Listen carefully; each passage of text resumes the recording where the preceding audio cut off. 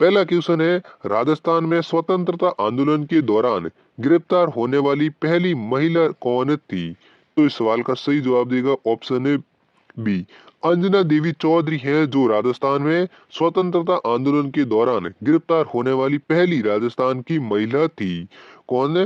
अंजना देवी चौधरी। और अंजना देवी चौधरी हैं जो राजस्थान सेवा संघ के कार्यकर्ता राम नारायण चौधरी हैं, उनकी पत्नी थी, जिन्होंने 20 वर्ष की आयु में अपने घर और आभूषणों को त्याग कर बिजोलिया व बूंदी के किसान सत्याग्रह आंदोलन में महिलाओं का नेतृत्व किया था। नेक्स्ट अगला दूसरा क्वेश्चन है, राजस्थान के किस गढ़ को दारागढ़ के नाम से जाना जाता है? तो इस सवाल का सही जवाब देगा ऑप्शन है डी, राजस्थान का चौमुगढ़ का किला है, जिसे दारागढ़ के नाम से जाना जाता है। और चौमुगढ़ का किला है जो राजस्थान की राजधानी जयपुर में स्थित है, जिसकी नींव ठाकुर करण सिंह ने रखी थी। किसने रखी थी?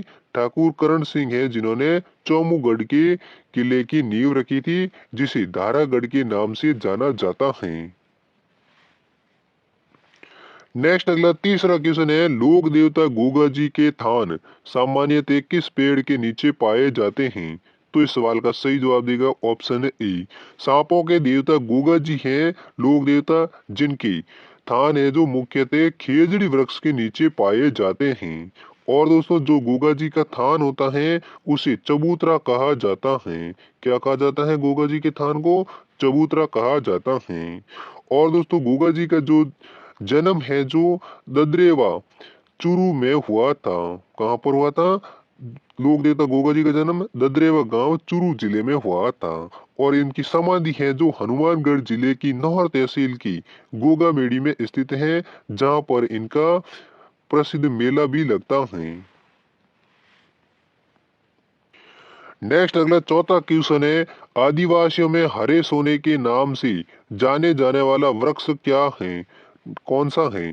तो इस सवाल का सही जवाब देगा ऑप्शन सी, आदिवासियों के या आदिवासियों में हरे सोने के नाम से जाने वाला वृक्ष है वो बांस का वृक्ष है, जिसे आदिवासी हरे सोने के नाम से पुकारते हैं। और बांस का वृक्ष है जो मुख्यतः बांसवाड़ा, आबू और उदयपुर कोटा जिले में पाया जाता है। कहाँ पर पाया जाता है बांस का वृक्ष सबसे अधिक? आबू, बांसवाड़ा, उदयपुर और कोटा जिले में। और बांस का उपयोग है जो टोकरी, चटाई, टेंट का ढांचा, कागज, झोपड़ी, चारपाई आदि बनाने के लिए इसका उपयोग किया जाता है।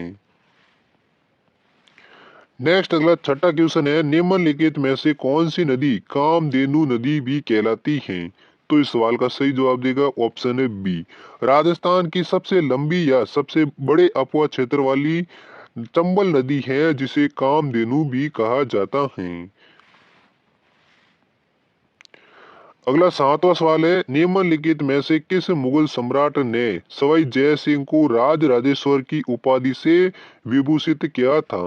तो इस सवाल का सही जवाब देगा ऑप्शन है डी, मुगल सम्राट मोहम्मद शाह हैं, जिन्होंने सवाई जय सिंह को राज राजेश्वर की उपाधि से विभूषित किया था। किसको? सवाई जय सिंह को। और किसने? मुगल सम्राट मोहम्मद शाह ने। अगला नेक्स्ट आठवां सवाल है, निम्नलिखित में से कौन सा जल दुर्ग का उत्तम उदाहरण है? तो इस सवाल का सही जवाब देगा ऑप्शन सी, गागरोन का दुर्ग जो झालावाड़ जिले में बना हुआ है, वो जल दुर्ग का सबसे उत्तम उदाहरण है। कौन सा दुर्ग?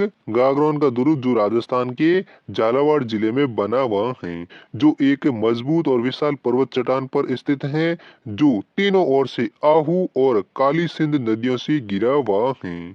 और गागरोन का दुर्ग का निर्माण है जो 11वीं शताब्दी में डोडिया परमारों द्वारा करवाया गया था। कौन से परमारों के द्वारा? डोडिया परमार है, जिन्होंने गागरोन के दुर्ग का निर्माण 11वीं शताब्दी में करवाया था, जो एक जल दुर्ग है।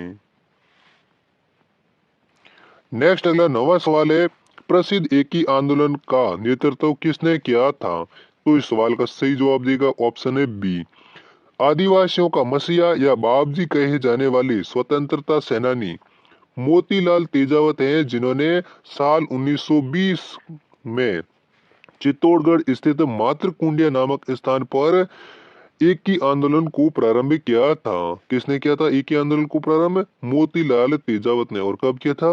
1920 ईस्वी में। और दोस्तों आपको बता दें कि मोतीलाल तेजावत हैं जिनको आदिवासियों का मसीहा या बाबूजी भी कहा जाता है। अगला नेक्स्ट 10वां क्वेश्चन है, कालीबंगा सभ्यता की खोज किसने की थी? तो इस सवाल का सही जवाब देगा ऑप्शन ए। कालीबंगा सभ्यता की खोज है वो अमलानंद घोष ने की थी।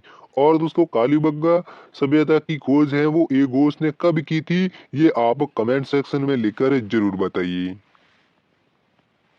नेक्स्ट 11वां क्वेश्चन है, 11 कमरों वाला विशाल भवन राजस्थान की किस सभ्यता स्थल में पाया गया है? तो इस सवाल का सही जवाब देगा ऑप्शन है सी। 11 कमरों वाला एक विशाल भवन है जो राजस्थान की बालाथाला सभ्यता स्थल में पाया गया था। नेक्स्ट 12वां क्वेश्चन है, राजपूत वैदिक आर्यों की संतान है, इस मत के प्रतिपादक कौन है?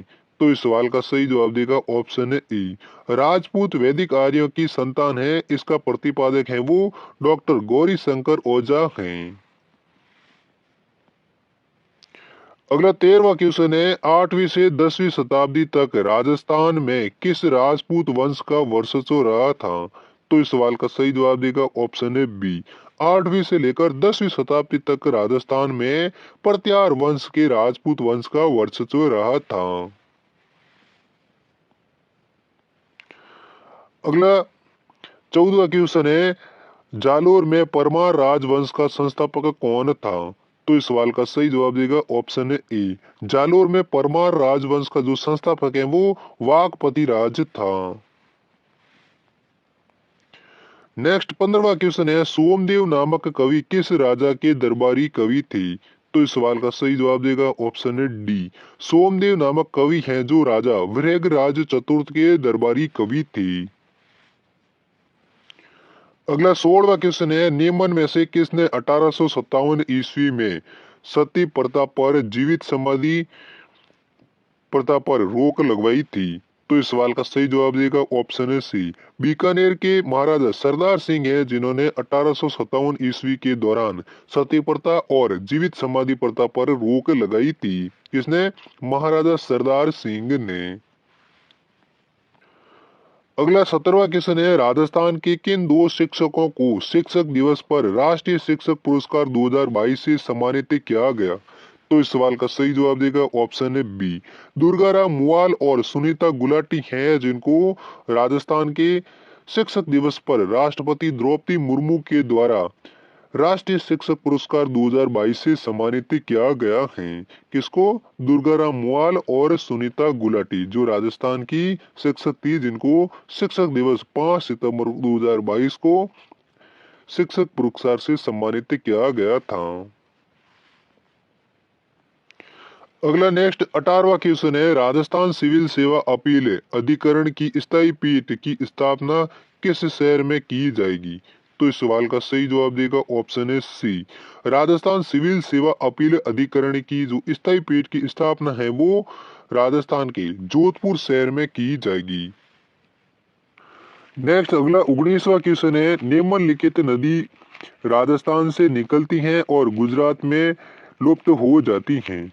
तो इस सवाल का सही जवाब देगा ऑप्शन है सी। ऑप्शन है बी। अजमेर के नागपाड़ से उत्पन्न होकर लूणी नदी है जो पश्चिमी राजस्थान के क्षेत्र में नागौर, पाली, जोधपुर, बाड़मेर, जालोर और राजस्थान में 330 किलोमीटर प्रभावित होते हुए गुजरात के कच्छ के रण में जाकर मिलती हैं। कौन सी नदी? लूणी नदी।